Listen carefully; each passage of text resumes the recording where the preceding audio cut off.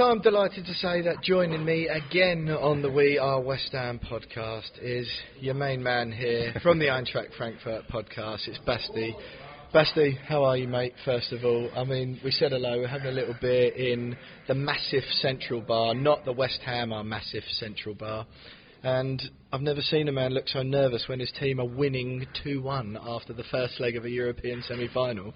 Because I know my club. It has all things are settled down to fuck this up tomorrow. But I'm nervous because there's so much at stake, you know. We could actually reach a European final. And I would never, ever, I was never, ever thinking of that this really could be possible. So it's like I'm so nervous because now, other than in Barcelona, there was this celebration day and no one expected that we could beat Barcelona. And it's like, you know, there was no pressure for us. Now there is pressure. And pressure isn't easy to handle for me, not for the players, not from my central nerve system in my body. It's like I'm really, really thankful you gave me a beer. I really need that. So the one thing we've said already, the first thing we said when we spoke last week, obviously before the game, and you've talked already about the similarities between our two clubs. We'll get onto those in more detail, but first of all, I just want to hear what were your thoughts. You were in London last week for the first leg. Eintracht came out the blocks, raced out the blocks, scored early doors, and it killed the atmosphere in London a little bit. West Ham got back into it, but then you've won 2-1. Great result for you, surely. What did you make of the game? What did you make of London, the away trip as a whole? It was the same as we talk now. I was very nervous. Maybe the first half of the first leg was the most. I don't know how to say it. I didn't enjoy it. My body hurts. My stomach hurts. I was not realizing what was happening. Then I was in the game, and then we scored early goal. And after that, I was looking at the score, and it's like, oh, there's another 90 minutes to go. I was like, how should I handle this? So it was kind of a out-of-body experience. But the second half was better because, as you said, we scored a 2-1. And Eintracht were better in the game. You know, it's like we controlled you a little bit better. We controlled it. The game was a little bit quieter than in the first half.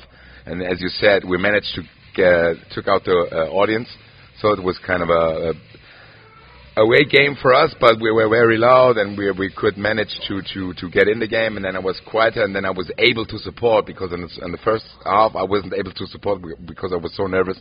I was sweating, I was dizzy. I had to eat some chocolate to have some sugar in my body. And the second half, the Eintracht team helped me to get into supporting because they calmed down the game. You know, it's like they were a little bit more better in the game. I think Glasner made some adjustments in halftime to control you a little better. But even then, we scored 2-1, and same as like the last 30 minutes felt like 2 hours.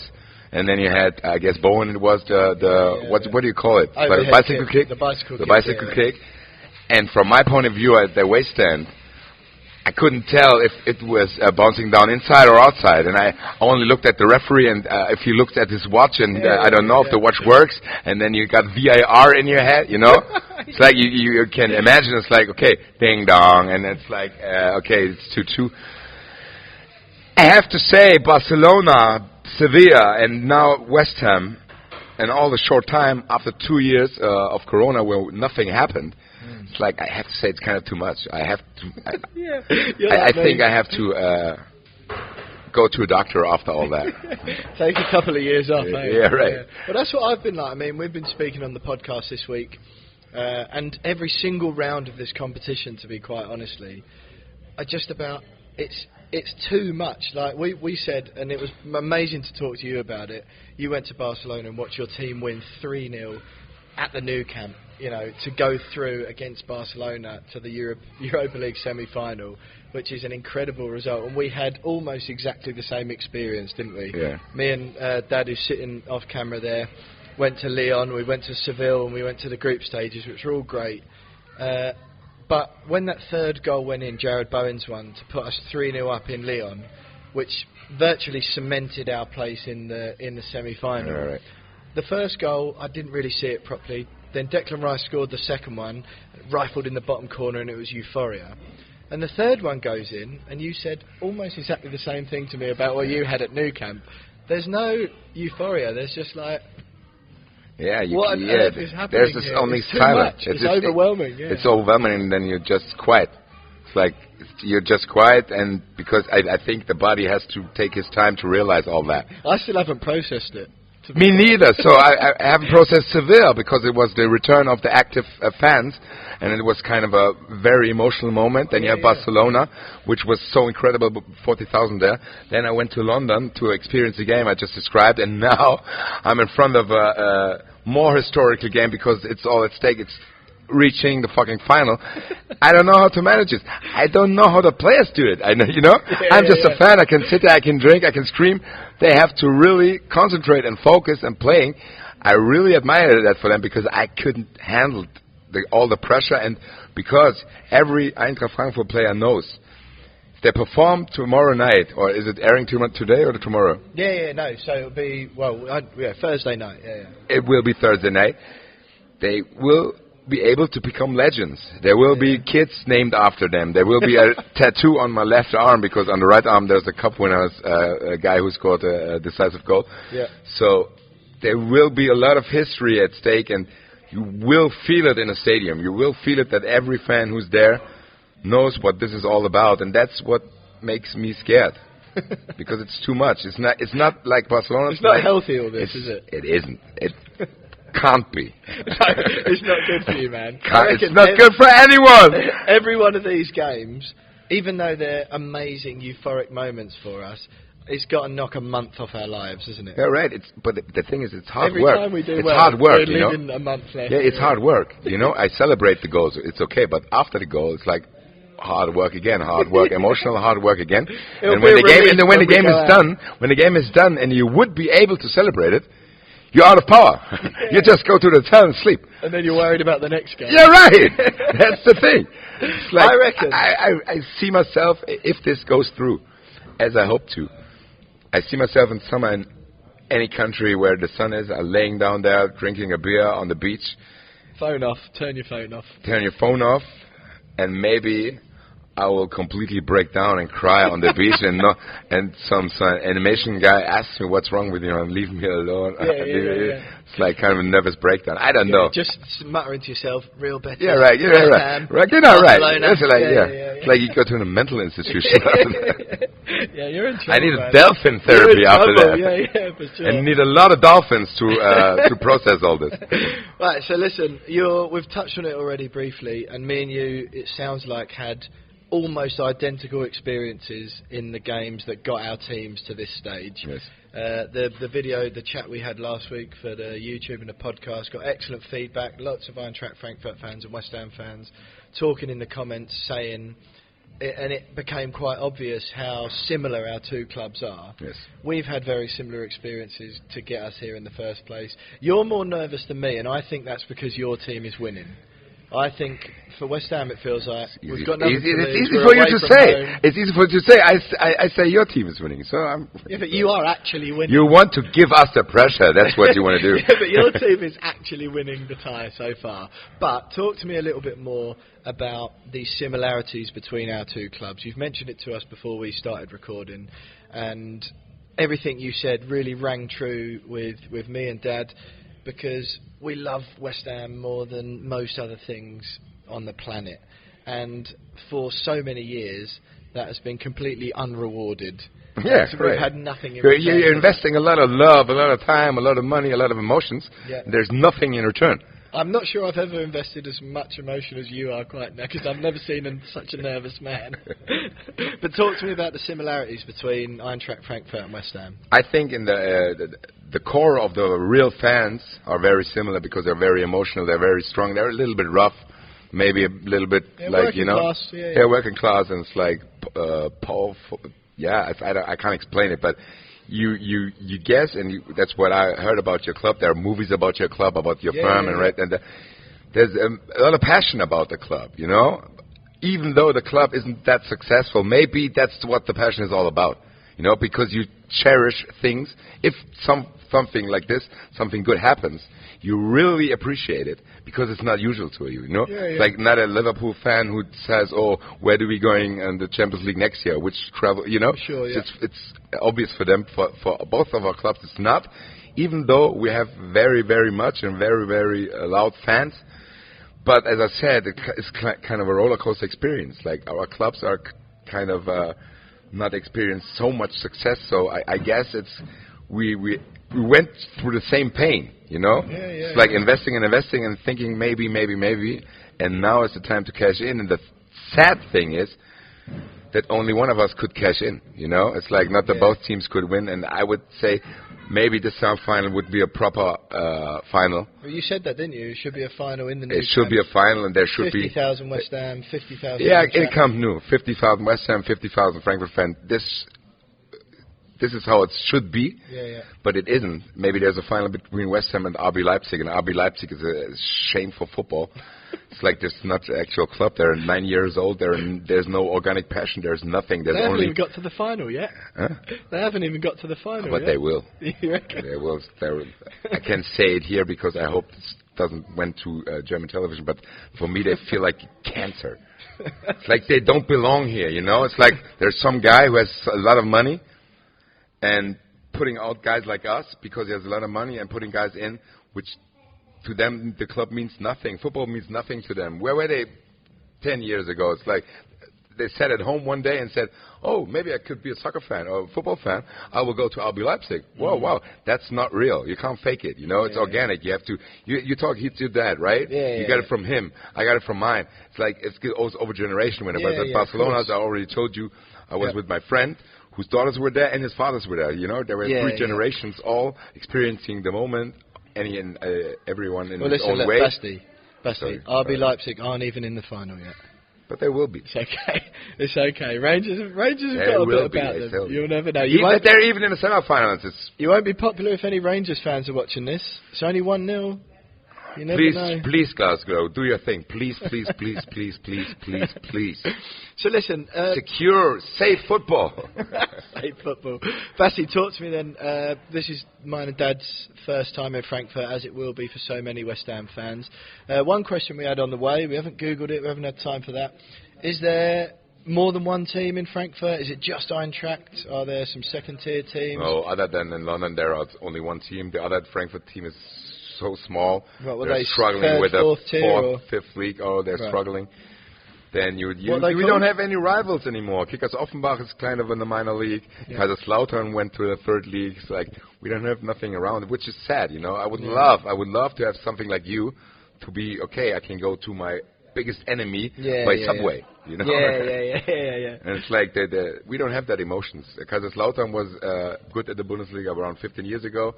Then we have some very, very cool derbies, but it isn't anymore. So Eintracht in the whole region is the only club because the nearest club is Hoffenheim, and Hoffenheim can put Hoffenheim and RB Leipzig in it. It's the same thing. Right. It's kind of a maniac billionaire, and it's like he wants to have a club, and he is the only guy who wants to have the club. No one cares. Yeah, sure. Fair enough.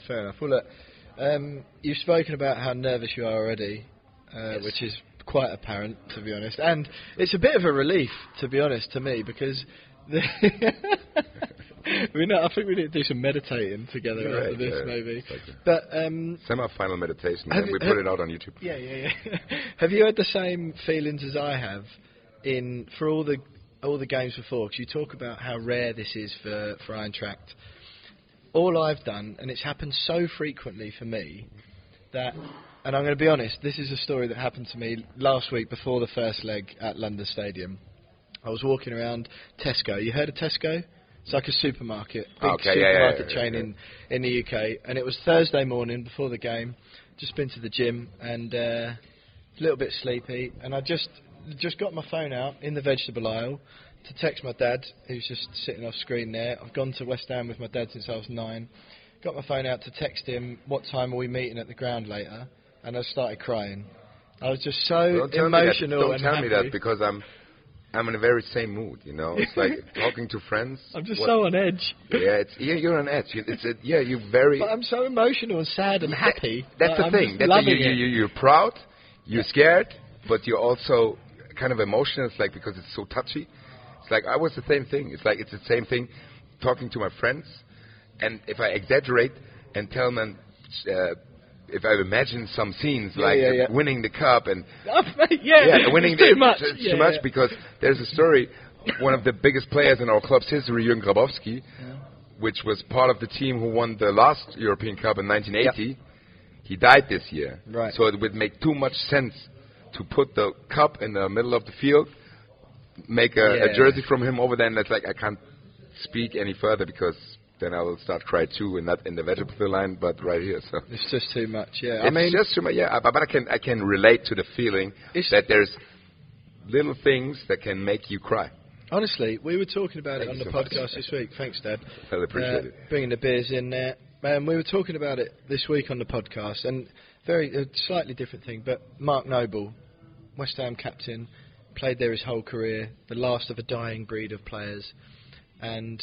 There's every chance. West Ham need to win 2 games of football for him to lift the trophy up on his very last. And you know what? Basti, I think that between the two of us it's a toxic situation. Because we're going to both be crying by the end of this. Sitting here crying. Mutual support for each other. We might just sack the game off. Right. But listen, we were imagining that only briefly because I don't want to jinx it. I don't want to think about it too much. I know what you're saying, but that's the thing with me too. I'll tell those stories, but then I stop because you know, because I can't. No, I don't want to think about it. Stop. I can't prevent myself from thinking that scenes, but then I stop. The reality would be too much. Right. It would be too much to do with. But the thing is, it's possible, and that's the thing what makes me so nervous. I feel like, Basti, what would be best if after this, whatever happens Thursday night over here in Frankfurt, that me and you perhaps should just pick a different sporting team, different sport. Obviously, we're not going to ever support the same football team, be it club or international. However, maybe we should just pick a completely different sport and decide that we'll both support the same one. Because we're clearly both the same guy. It's like American football. Yeah. And then we go there, we grill, we drink, we party. Start crying. It doesn't matter who wins. And we buy one of those soft hands. It's like maybe I will reconnect myself with WWE and just watch some wrestling. Yeah, Rikishi. Who's your favourite? Rikishi, My all-time favourite is The Rock. Yeah, big 90s guy. I grew up with him. I'm a Bret Hitman Hart, Hulk Hogan, Undertaker. Yeah, I think you're just that little generation above me. Huh? But I know Rikishi. Rikishi is coming from The Rock. The big dog, yeah. Yeah, and you know Triple H. The Hardy Boys. Triple H. I saw the Hardy Boys at WrestleMania 33 in Orlando. Big. And that was the moment when they came back. And no one was aware that they will come. It's like, and then the music hits, and that was... But that's that's not kind of a similar emotion because you can't cry when the Hardy Boys wouldn't show up, I wouldn't care too. So it's like nice to have. Like I think we should look for a nice to have sport. Well, no, but what can we cry about together? We need to find something that the pair of us can cry about. We need to both get equally emotional about the same thing. It's just not going to happen, is it? Beyond football, it's just nothing matters that much, does it? It's kind of odd, but I have to admit that no. Don't tell anyone. Don't tell anyone. The thing is, you got a wife? I have a girlfriend. Yeah, don't tell her. Does she watch these? But she knows. Oh, she knows. She knows because we had the argument many times. And I said to her, you can't compare football to a relationship because in a relationship, hopefully, the most beautiful things you can see before. You know, it's like when you're having sex. You probably know how it's going to went down, and if you have an orgasm, not too soon, but it's a build-up, you know. Yeah. But when you score an away goal against your biggest rival in the 90th minute, sorry, but I have never experienced more stuff like that. I have a tattoo on my right arm, whereas the moment when Eintracht Frankfurt won the German Cup, and we never won anything 30 years, and then it all goes down to this day against Bayern Munich, and it was 2-1 up. And then a VAR decision was deciding, is there a penalty in the 90th minute for Bayern München to make it 2-2? Yep. And then we all standing there, it's like, what the fuck? And then the referee comes up, he gives a corner to Bayern. The goalie went out of the goal, and then the corner hit it, Eintracht headed it out, and there was one guy, and had the ball and 70 meters to run to the goal, and you could see how the Eintracht fans gathered, and it's like, okay, it's happening, and it's not like kind of a sudden goal. It was a build-up 70 meters, and that's what it says on my arm. It's like, in German, it's 70 Meter für die Ewigkeit, and to translate it, it's like 70 meters for eternity. It's like, because you were standing there, you were grabbing the hands of your best friend, telling him it happens. And then you can, I don't know the word vorbereiten, you can feel it. Yeah, you can prepare for the moment. And the biggest fuck up in my head was, I can't remember the moment when the ball went in. Really? Because my system broke down. Yeah. You know, it's like, it was too much. The next moment I remember is like 3 seconds afterwards, where the players were already in front of the fans, and everyone was running from the bench, and all the Frankfurt-related guys were before the fans, and the referee quitted the game, and it's like, whoa.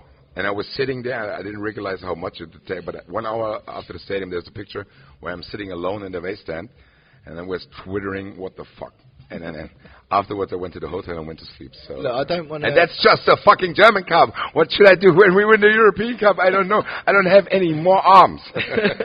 Well, look, I don't want to make assumptions, Basti, but what I've got from that story there was that you've never had an orgasm that's taken 90 minutes to build up to. No, maybe there are some tantra courses. I don't know. Maybe 25, 15, 10. Yeah, it's like never 90. 20 minutes. That should seal the deal for both of the participants. You'd hopefully, wouldn't you? You'd hope. Well, look, let's talk football if we can, just for 5 minutes. I know you don't want to. Yeah, I will. I know. I feel. You know what? Maybe it helps to talk rational about football. You reckon? All right. Well, let's have a go then. So, first leg, Eintracht come out. Goal inside 54 seconds, I think it was. 55. 55. your man knows. 55 seconds on the clock. The ball, excellent ball, great header, great run, great movement. Some criticism towards West Ham's defence, but I don't buy that. It was just a really well-worked goal. Great ball, great goal. And from a football perspective after that, I felt, obviously the atmosphere changed, understandably, but from a football perspective, I felt that goal really changed the dynamic. And after that, it just felt like Eintracht were able to sit back a little bit, absorb some of the pressure, and kind of play on the counter-attack. You were far more clinical than we were. I think we spoke about this briefly in the build-up to last week anyway. Did you feel that goal helped you? Or I know you were nervous, but as from a football obviously it helped Eintracht Frankfurt, because you didn't know what to expect, you know. Would you have been so defensive if it hadn't been for that, or did you think that's how you would have played anyway? That's why I would play anyway, because we even did the same thing in Barcelona. So I guess that's the only thing this team could manage, because as you saw against Betis, we were 2-1 up 2 in the first leg, and then we tried to play defensive, and what happened in the 90th minute, we catch the goal.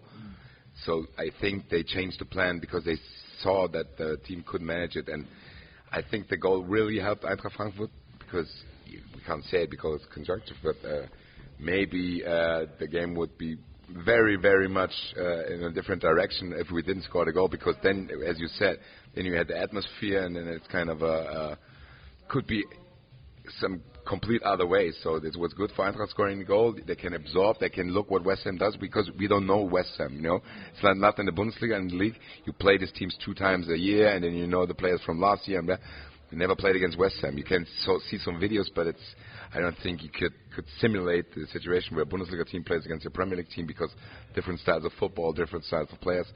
Then I guess it helped, but the thing which I think helped the most was halftime, because then you saw, okay, Glasner could really analyze 45 minutes of West Ham playing, and then adjust some things, and then it went better. But as I said, this is a it was a tough game. This could be easily 2-2, you know? It was It should have been 3-2 or 4-2 or 4-3. That's the thing. Well, we could score a third goal too. There was a come out at the post. It was the we same were clearly ball. the better team, you know. We hit the post twice and the bar once, but it's fine, whatever. I'm totally over it. Well, look, I'll tell you what, Basti, let's take a break for 2 seconds. We'll have a pause on this, have a pause on these. We'll come back to it in 5 minutes, because I feel like your energy has riled me up a little bit. I was pretty calm before. You're a nervous man. Your team's winning 2-1 into a home I can hardly hold the thing because my hand is so sweaty. Look, we'll take 2 minutes. We'll be back in no time.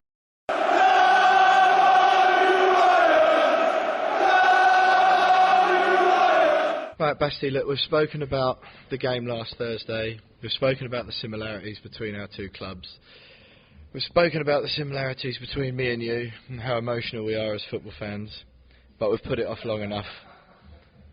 You're going to have to talk about the game on Thursday night. All right. We're here in Frankfurt in the Massive Central Bar. Am I pronouncing that right? Massive Central. Massive Central. French pronounced. Is it? So, I don't know if you know the West Ham are Massive song. Have you heard that? No, I only know the Bubble song. Okay, the Bubble song. So it's a bit of a newbie, but West Ham are massive everywhere they go is the chant that you'll hear. Okay. I'm going to give you a little burst of it. West Ham are massive everywhere they go. West Ham are massive everywhere they go. Everywhere they go. You'll hear that from the away end this week. It's quite apt, actually, that we're in the Massive Central Bar. If I would know that, I would never put you I know you'd have never invited us here, right? Yeah. Hopefully there's no bad luck for us. Such good luck for us, though, definitely. It's meant to be. We've got to talk about the game, though, mate, unfortunately. I mean, you talk to me. I know you're nervous. Just talk to me. We've looked back now. We've looked back at the amazing journey we've both had to get here. We've looked back at the first leg last week. But let's be honest, none of that will really matter if what happens on Thursday night. That's why I'm so nervous. Both of us are on the brink. I feel like you're nervous and I'm excited. Yeah, because we are in front. Right. That's Finally you admit it. Admit it. And at home, yeah. Good point, Dad. 45,000 Frankfurt fans tomorrow. And 3,000. 2,400 West Ham. A few spattered around in the neutral other than at your place, you could stay in the stadium. You were allowed to go in the stadium. Yeah. And there were no English reporter attacked. Well, hey, look, let's condemn that quickly. Do you know those guys, Philip and Tim? Yeah, right? I'm making a YouTube format with them. He's my friend. Yeah. Well, look, I mean, we don't have. I'm not a big fan of talking too much about it because, as you said, there were two guys. And two guys are standing for the whole West Ham fans because I met so many polite West Ham fans, and I really have much respect for the club and for the fans because, as we talked about, there were very similarities. And after the game, we went through some pub, and they were all applauding it. It's like they say, this is how football should be. It's like because in the Premier League, I guess you lost somewhat of the organic thing, but there are a lot of tourists in the stadium, and I can relate to that. Every football fan in Europe, I guess, is the same. You know, it's like if you're not a violent guy and stuff like that, it's like you can get along, you can relate to each other. This is amazing, isn't it? Yeah, this that's is what amazing. I love this. That's what I'm related to, and it's like, what two guys made? Who am I to condemn the whole West Ham fans because of about I don't know how many West Ham fans there are, but 400,000 I don't know. Millions. Yeah, millions. And I refuse, as media in Germany, and I guess in England it's the same, making such a big buzz about it and putting all West Ham fans on a one. In Germany there's a saying, alle unter einen Kamm scheren. I don't know the saying, you know, it's like if you're telling that two guys are standing for the whole crowd, that's not like it, you know. It's like these are two guys, maybe they were drunk, I don't know what the issues they have in life, so it's not West Ham related. You have in every bigger group there are assholes. It doesn't matter if it's a football club, it's a city, it's a society, a party. It's like a I don't know. If we go by the subway, and as we will go through the subway and counting the people there, we will probably find 2 assholes. Exactly And then you right. can't blame the whole subway system, you know? No, you're right. Too true. No, True. don't Well, worry. let's ignore that then. Yeah, yes. Let's talk about the football. I mean, I don't know. I don't know. I told your dad. He asked me about a result. If I knew a result, I would go to a bookie and put some £1 million on it and then live in Hawaii. Well, Maybe it okay. should help my nerve system to live in Hawaii with some dolphins. Talk to me. Maybe I then. do that. If West Ham wins, I will put really much money on West Ham To so win I the can final. afford the therapy. Yeah, fine. Can I come to Hawaii with you? Maybe. Come on, just like a visit. If I promise not to talk about the but football. maybe I need 6 months to process. But after Before you 6 months, see me again. you're Yeah, fine. But it depends on if you're winning the final. If you lose the final, then you can come right on. But before that, too much. If bragging, you win the final, I don't know. don't want to see me ever again. Maybe after the next EuroLeague final, where the cup went to another Yeah. team. Then Yeah. If we both Then we have can have no, a beer. if we both have no cup, then he can come. yeah, fine. Well, come on. Okay, let's talk about we got the to game. talk. I don't know what you want to talk about first. I want to cover with you atmosphere, first of all, what we're expecting, and I want to talk about the game and the football and how the game's going to play out, style-wise, injuries, team news, all that stuff. I think the atmosphere will be electrifying, as I said before. Yeah. Like kind of a special night. Every fan, every player, every executive of Eintracht Frankfurt knows what this is all about. What this would mean to the club. What next level this club could reach on attention in the whole world. Because I got texts from New York when we went up to Barcelona. It's kind of a big thing for us. And clinically talking about the game. It's like we're in a more comfortable situation because Ndika's back, Jakic is back. They were out of the yellow due to yellow and red card. And Ndika, did he come on? Huh? Ndika, did he come on in London? No. He didn't come off the No, bench? he didn't come. No, right. because he got the red card at Barcelona. Oh, sorry, right, yeah. So Ndika's back, Jakic is back, so we had another option there.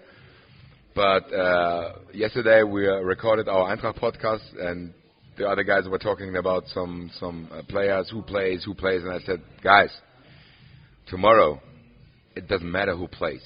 It really doesn't matter who plays because you can see Almami Touré didn't play a game in the whole season, and then he played his first real big game at Barcelona, and you can't tell that he didn't play the games before. So it doesn't matter. It doesn't matter. Every player who's on the pitch tomorrow will be aware of what this is all about, and that's because that's the only aspect I'm relaxed about. It's like the starting lineup. I don't care. Every player who's fit will play, and they will play the best game of their lives. They will put everything into it. So I guess we'll have Trapp at the Trapp as a keeper. We have Hinteregger, Indika, Tuta, Knauf, Kostic, So Jakic, and then maybe Kamada, Barre, and then Lindström is the only guy who's on the edge of play. He hurt himself in a game against West Ham. So we don't know if he's able to play, but there's some 2 options where we can replace him. As I said, if Touré is able to play in Barcelona like that, then maybe Jorge will be really, really able to do the same. So I'm kind of relaxed about the starting lineup. But it will be a 3-4-3, so. Yeah. I mean, I'll be honest, Frankfurt in the first leg played the most effective wing play and wide play, were the most impactful in the wide areas of the pitch against West Ham that I've seen all season from any team, really. Obviously, we beat Liverpool earlier in the season, which was incredible, and you've got Salah and Mane, the best in the world at it. But the Frankfurt wide players, particularly, forgive me, the Daicha, the Japanese guy. Kamada.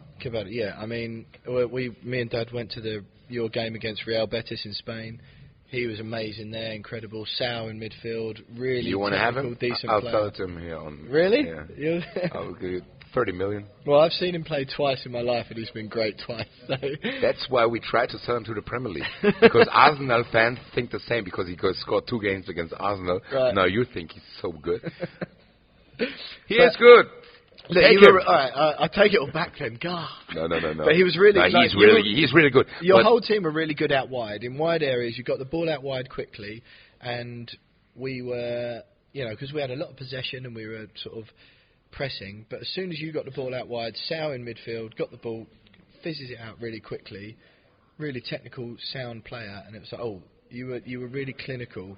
And what I'm interested to hear for the home leg, and what I'm interested to hear / hoping is going to happen, is that the Eintracht fans, the atmosphere is going to be amazing. You're going to be getting onto the team to get the goal to kill the tie, and in doing so, you're going to get two attacking, come out of your shape, and Jared Bowen and co are going to break with vintage David Moyes speed. We're going to go 1-0 up inside 10 minutes. The whole crowd's going to get nervous. You're going to bottle it, and we're going to win 3-0. Are you really expecting me to say something about that? It's going to happen, though, isn't it? That's why you're nervous. I don't know what's going to happen. Basti, tell me the truth. I don't know what's going to happen. I can tell this story in the other way. So you have to score the goal, so if you have many space, so the very technical and fast players have really much room after your defense, behind your defense, and you're in charge to do something, you know. So we don't need a goal. You're the home team. It's like, you're winning. No. For us, a tie is okay. So let's make it. Let's take 0-0. It's okay for me. So. We don't need any goals, so you have to try to get a goal, and as you do that, we'll get a lot of space to put the ball high and long, and then some of the quick players will catch it and run through a goal, and it's 1-0 Frankfurt, and then you can say, oh. This is a nervous man right here. I'm not a nervous man. Now I'm confident, Alter. It's the sandwich. It's the third beer. Listen, I mean... No, but what you said is realistic, you know. Yeah. It's like David Moyes is a very experienced coach. Yeah. He saw so many things. What were Everton and Manchester United, was he right? Yeah, of course. Yeah, right. Yeah. He's a very experienced coach. He's and more experienced than our coach, you know. But, you know. Yeah, but he's more experienced than our coach. Yeah, but also, I guess you saw me very nervous, and I'm very, very scared about the game because I think you will go through. But the only thing which gives me hope is that you're an English team, and English teams are so bad at penalties. And I think it's kind of in the English genes. It's in your genes that if there's something at stake, you will lose. Like your national team is like that. Many of your teams. We weren't this summer, were we? If memory serves me correctly, didn't need penalties this summer. Yeah, we lost again penalty against Chelsea, so everything is butchered, I said. But I just tried to create some hope for me, so I have to sleep in any way tonight. So listen, mate, it's going to be. I'll be honest. I'm enjoying. It's great being here in a European city, watching my team, being able to chat with you is amazing. And honestly, I'm interested to hear if you've got the same feeling about Frankfurt, because although we're both absolutely buzzing about the prospect that our team could reach the Europa League final, do you already have the same sense, particularly because you went to Barcelona like we did in Lyon? And I know I said earlier that you won 3-0. I know obviously you went 3-0 up, but won 3-2, but still got through. Do you have the same feelings we do, where, you know what, if we go out on Thursday, I'm so proud of my team, and I've enjoyed this run so much, and I've fallen in love with West Ham more than I ever have before. Yeah, right. Do you have that feeling? Yeah, I have that feeling, because I experienced it before, as I talked about, we lost the penalties against Chelsea 3 years ago, I guess. We went to Chelsea and we lost, and then after that there were some very, very emotional scenes, like Hinteregger missed the penalty, and then he went to the fans, and there's this iconic pic where fans hugged him and then trying to give him some relief. And it's like we were disappointed for about 5 minutes, and after that we're celebrating 1 hour at the Stamford Bridge alone, because all the Chelsea fans, they won, but they left the stadium, and it's like, what the fuck? You recognize you just won? Hello? And we were at the stadium 1 hour after the game, and it's like, it's like kind of a the thing being in the semis is historic too, you know. It's like it's not that we're. This is already an achievement. We lost the semis, so I'm very mad now.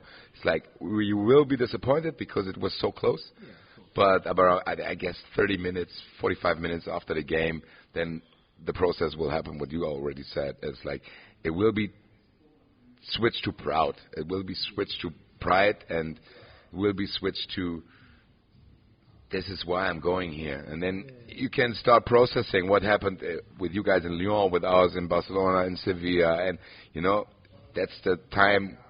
When it's over, that's time to start processing it, because now we're in the middle. But I guess I love talking to you too, because I see you and your dad, and it's like it's a relief to me that there are still people who worship football, with all the things which goes around them. It's not only what happens on the pitch, but besides the pitch. Meeting your friends every 2 weeks, meeting your friends. This is what it's about for me. I've been going to football with my dad since I was and then 4. you go into a city, and then we met each other. We never would have met each other because if there's no football, it's like maybe in Hawaii. Yeah, maybe with the Dolphins, right? but football is more than what many guys with a lot of money think it is. It's love, it's passion, it's family, This is what it's about. But you can't buy it, I can't get another dad and another son, give him £1 million, and then okay, we feel the same right now. It's not. It has to grow. It's organic, and football means a lot to me. Football gives so much delight to my life, and and as you said, if Eintracht went out tomorrow, I would be really disappointed. But after that, I will cherish and appreciate the experiences I had with my friends in Barcelona. I was crying with my best friend. I was crying with his daughters. I could get any further because I'm crying then here. So there's a lot of crying, basically. A lot of crying involved. Listen, man, you've hit the nail on the head there, and that's why we're sitting across this divide here. Both of us will desperately want our teams to win tomorrow. And in fact, you can see the phone that we're recording, one of these recordings on there. The cover is me and my dad at Sevilla away earlier this season, because I want to remember these moments forever, and we already do. And just flying here this morning, it just feels incredible. And you've clearly got a love for Eintracht just as deep and as much as me and Dad have. And that's why, really, if we go out tomorrow, I'll be so proud of West Ham, and I'll remember these moments forever, just as Dad will. And you mentioned generational there. We were on the phone to my granddad, my dad's dad, just earlier on. He's a bit too old to come out here, but we always went together. And it doesn't, in a strange way, and fans will think, what are you talking about? In a strange way, the result tomorrow night doesn't really matter. I know, I can feel that. Obviously, I would love it if we won, and it would be the best thing that ever happened to me. But you know what, man? But as you said, this is what I it's have about. to stop myself from crying as you were talking about your granddad. But that's the truth what you said. It's like, of course we want to win. Of course we want to win, but that's not everything. And that's what the difference is between fans and not so real fans. So it's like it's like experience. Because as you said, even if you lose tomorrow, you just went here. You had the experience to fly. You had the experience to meet each other. You had the experience to experience the game and everything like that. And I'll talk about it till the day I die. Right. And that's what I told to my best friend in Barcelona. It's like, because it scored the 3-0, I was not able to scream, not able to do anything. But I told him, and I really touched his head very hard. And I said to him, we will remember this till the day we die. And then he started crying, I started crying. His daughters started making fun of us because they were 2 old guys crying because of a fucking soccer game. But this means a lot to me. So this means a lot to me. This is deep in my heart. And those people I will experience with them, my friends, I really, really have some deep love for them. Besides being friends. Being friends is cool, but this is something which connects us even more than a normal friend from school. It's like you can't explain it. You have to feel it. I'm with you, man. It's absolutely brilliant. I've loved chatting to you last week. It's great to be here with you in person as well. And I think that ultimately this experience, if West Ham never get into Europe again, which is genuinely quite likely. Same with us. We're at the 11th place in the league right now, It's like that, because that's where we're putting out all our monies, because you don't know when it's come back. Of course. And but you know what, you're right. Like when we talk about how the game's going to go, and teams and players and transfers and budgets and money, and all those things are fine, and I understand why people talk about them. But for me, this right here is what football is really about, and has always been about for me. I've always gone to matches, not really watched it on TV. It's not the same. I've gone with my dad, who's sitting over there.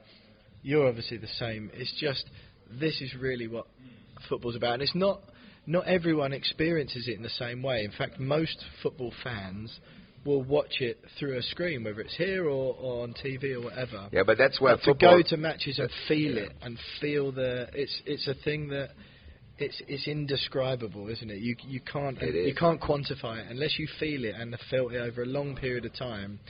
It's an essence that you can't really describe or make someone else feel unless they've been through it. And sitting here with you chatting about it today, obviously we both want our teams to win, but hey, I mean, what a time to be alive, right?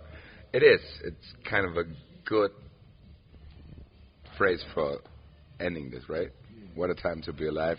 Describes everything we just talked about in about, what is it, 30, 40 minutes? I don't know. Yeah. Listen.